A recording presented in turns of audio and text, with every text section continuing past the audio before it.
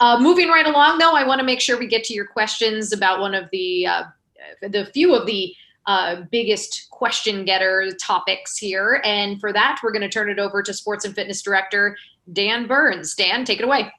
Thanks, Danica. Let's do this awkward screen share thing.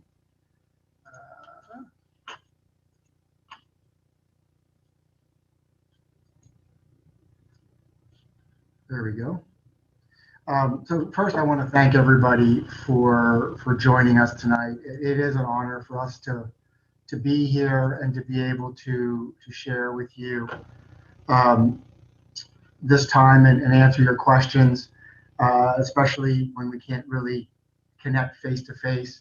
But everybody who took the time to send in the questions, as you saw from the word cloud that Dannika shared, there were a few big ones that fall into the sport and fitness realm, and they kind of fall into three categories. We're going to break them down into safety and operations.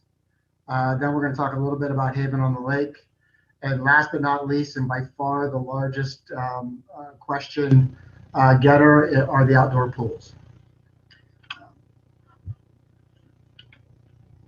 So my slides are not changing.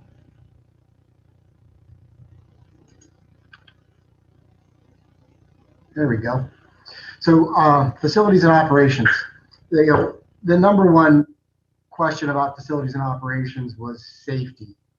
And in this day and age, that's on everybody's mind, and that's our top priority, is safety, whether the safety of our team members, the safety of our members and residents as they utilize our facilities. It has been 100% our focus. I've been fortunate since early on in the pandemic to be able to have communications with both the governor's office and the county executive's office to receive guidance and direction and clarification and support on these recommendations and restrictions that have been placed out there. But also, I'm able to connect with facility owners and managers across the country and take in best practices and only choose the best of the best responses.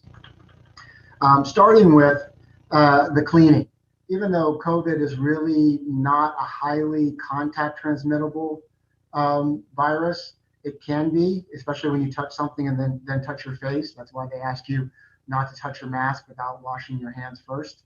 But cleaning is tremendously important. And you don't realize this, but there's a big difference between cleaning, sanitizing, and disinfecting. They all really utilize the same chemicals, the same disinfectants, but it's a matter of time how long the product sits on something and what it does. Cleaning just removes the germs from the top layer. Sanitizing, it starts begin killing them, but it doesn't prevent them from regrowing. Where disinfecting actually begins killing them and keeping them from reoccurring. And it just, like I said, it's a matter of time. How long the disinfectant sits on a piece of equipment that may be touched. So all three of these are happening all the time because they're all important. So we need to make sure that we're taking care of all of our surfaces all the time. How are we doing that? We've added so many alcohol-based hand sanitizers throughout all of the facilities.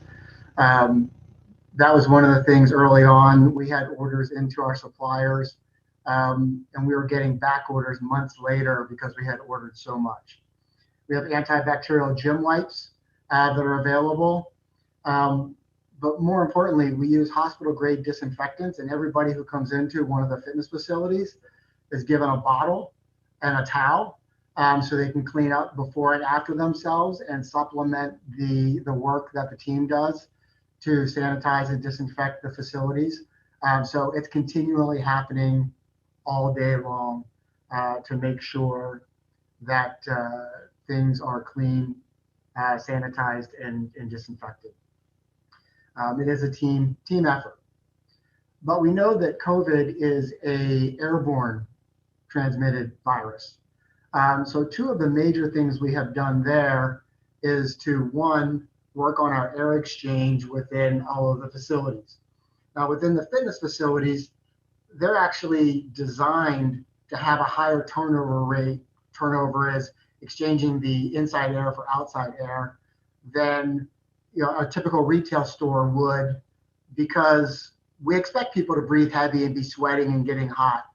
So they're naturally already designed to have a higher turnover rate. But with that, what we did was we increased that turnover rate by bringing more air from the outside in, and then turning the exhaust fans on high to pull out the air that's inside faster. And the question I get whenever I say that is, why don't you just do that all the time? Well, the reason we don't do it all the time is because when it's really hot and humid outside, that's the air you're pulling in. So then when you're working out, it's really hot and humid. So you're really trying to find that balance. But given the current pandemic, a little bit of discomfort is definitely tolerable, given the necessity to have a higher air exchange rate. The big thing, and kind of a secret weapon that we have, are our air purifying fans, and it was mentioned in the beginning video. We've installed these all over our facilities, all the high traffic areas, lobbies, studios. And rather than me try to explain, I'm going to show you a short video from Jeremy Scharfenberg, who is on our CA facilities and construction team. Let's play this. This is one of our UV sanitizing fans. CA installed these devices earlier this summer. What these devices do is they use a photochemical reaction with ultraviolet light and a metal catalyst to emit an ionizing particle that then goes out into the club and actively kills bacteria and viruses. This device is very effective at this process, and in fact, can kill up to 99% of bacteria and viruses that it comes in contact with. So thanks, Jeremy. Those fans are great. They look like giant hair dryers, glowing hair dryers in the ceiling, and that's the great thing is you see the light, so you know they're working. So it gives you a real sense of confidence. But each one of those little fans covers up to 1,100 square feet, so they really do a great job, and they're running all the time. Beyond that, the big thing that we've learned is the physical distancing. And it's probably been the most impactful in our lives overall, staying away and not having that contact that we're used to, and the community that Columbia is used to. But unfortunately, to continue moving forward, we've had to implement it, reducing class sizes. And if you've been in any of the facilities, you see you can see it up in the corner, the little orange marker to let people know a safe distance to stay away from each other. We've taken equipment out of services, so every other piece of equipment, so you don't have two people beside each other or in front and behind each other. Just different things to make sure that we are keeping a safe distance. We've limited interactions and contact by eliminating cash transactions and services like hot beverages and towels. That really keeps that the person-to-person contact down. We had some specific questions about the senior crowd and what are we doing. Well, all of these things impact everyone, but one thing we did specifically for seniors is at the athletic club every day, 7 days a week, and we close the facility at 1 o'clock in the afternoon. And from 1 to 1:30, the team goes through the facility, cleans, sanitizes, and disinfects everything to be open at 1:30. And then from 1:30 to 3:30, the club is only open to those members who are 60 plus.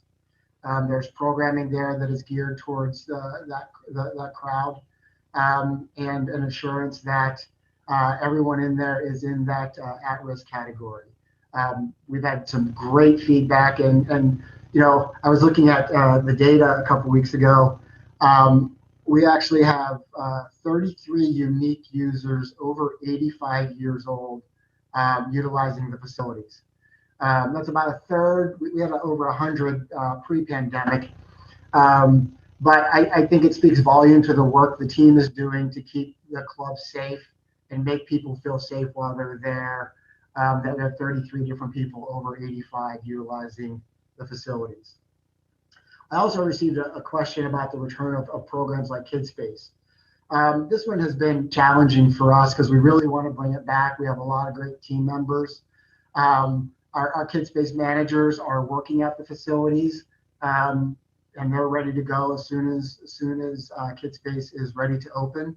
And we're going to open it as soon as the restrictions and the comfort permits. We're getting a few questions about it, but we're not really seeing, and I'm not seeing, my contacts across the country, that parents are ready to have their kids in a kind of uncontrolled environment. When I say uncontrolled, our tennis programming and our swim lessons for kids are doing really well because it's very controlled. Everybody's doing a certain thing at a certain time, where the kid space is a little more dynamic. What I'm doing is I'm really keeping an eye on the Howard County schools. And as school starts going back, then we'll be looking at seriously reopening KidSpace. I've now heard Governor Hogan just came out and said March 1st for hybrid. So that would be our next target date to look at. If that doesn't happen, then it would probably be around summer. I also received some questions about online programming. And we actually have a lot of online programming going on that's available to everyone in the community. CA and Haven at Home on the website, there's on-demand videos of different classes, yoga classes, different kind of programs, fitness programs, as well as there's some things there for kids, some programs from school aid services. So there's really a lot of things at CA at Home if you haven't checked it out yet. And we've just recently introduced a private Facebook group, CA Group Fitness at Home, for members who have active memberships or are frozen, to take some live stream classes. So you'll need to register for that program. But we also offer virtual personal training. So if you really want some guidance on your at-home programming, but aren't ready to come back to one of the facilities yet, our team is ready to do it virtually. And we're also offering Tribe, our small group training, both in the facility, but also virtual options as well. So there's really a lot of virtual programming that we're working to deliver, and we're going to keep working to deliver more. When it comes to working from home, because a lot of people are doing that right now, one member asked very honestly, I'm doing great working out at home. Why should I keep my membership? Well, first, congratulations. It's really hard working out at home and being consistent with it and sticking with it, especially with everything we have going on. So congratulations. As somebody myself, I'm a competitive cyclist, so I do a lot of work outside of the clubs, and I get it. But I also do a lot of work in the clubs because I have a lot of other support work that I do, fitness-wise. So there is a balance. And I think, the first and foremost, the one thing that you get from being a member is community. It's what we're all about. And it's one of the things we found, over the course of this pandemic. People really are social beings, and they want to be around other people. And that's when members come back to the club, that's the first thing they say is they just wanted to see their friends. They wanted to see the people they were around. You draw the motivation and the inspiration from that. It makes you get in the door the days you didn't want to do it. When it was harder to get out to the garage. But in addition to that, variety is the spice of life. You can only do the same thing, the same kettlebell workout for so long before it gets tiresome and boring. Or you really do need to accessorize. And then you never forget, in addition to the fitness, you have pools, you have tennis, you have the skate park, mini golf. There's a lot of other things that are part of the the CA experience. So there's a lot of reasons to have your membership. So now we're going to move on to Haven on the Lake. As Susan indicated, we have recommended to the board to look at closing Haven on the Lake effective May 1st. This was a really hard thing for us to recommend. Haven opened shortly before I arrived at Columbia and Columbia Association. And it's really has a special place in my heart because I've seen it grow and I've seen the impact it's had on many people's lives in our community. It really does provide a unique experience. And the facility is beautiful, the programming is wonderful, but there are significant challenges. And with the pandemic, those challenges have become even greater. And given our current situation and fiscal constraints, we had really no choice but to make that recommendation for the board to discuss and decide on. One of the things, as we're looking at through this, the membership at Haven has decreased by nearly 50% since the pandemic began. 2/3 of those members that are still members are add-on memberships, which means they hold another CA membership, and Haven is a secondary membership, and 1/3 of them are Haven only. Should the board accept the recommendation, we'll work with those who are Haven only members to find another CA membership if they choose. We also received a lot of questions about the classes and amenities, and that because those are the things that make Haven unique. And we're looking, as far as the classes go, for ways to incorporate some of the programming into our other facilities. It's going to be a challenge. Time and space is always difficult, as those who have requested additional classes at the facilities currently or pre-pandemic, you know how hard it was to add classes. But the staff is going to work hard, especially the programming that can't be duplicated elsewhere. As for the amenities, there are a few things there that aren't available: the cold plunge, the steam room, the salt room, and we're not going to be able to add those to any of our other facilities, unfortunately. But the other three fitness facilities, do offer saunas, whirlpools, and the athletic club has a warm water therapy pool. So there is some amenities at the other clubs, but just not the ones that I had previously mentioned. So moving on, if you remember back to Dannika's word cloud, summer and pools were the two biggest things in the middle. Understandably, much like you were, we were disappointed not to have an outdoor pool season last year. It was a very, very trying decision for us all, and a decision none of us wanted to have to make, and hopefully none of us ever have to make again. But as we looked at the fiscal 22 budget, our objective was to have an outdoor pool season and to have the Columbia Neighborhood Swim League, CNSL, which is such a big part of Columbia's summers, and do it within the fiscal constraints that we're facing. So what do we look at? CNSL was the first thing. We started with what's the minimum amount of pools we need to run CNSL, because we needed to make sure that happens. And just on a note, it's actually 14, but it made things really, really complicated for a few individual pools. So that's why we have 15. We looked at the programming: swim lessons, aqua fitness classes, rec swim, master swim, all these different programs that we offer and how we could offer those. The number of swim lanes was extremely important. More swim lanes equals more swimmers. We were asked the other day about why this pool versus that pool, because this pool is more convenient, but the slightly less convenient pool had 8 lanes where the convenient pool had 6.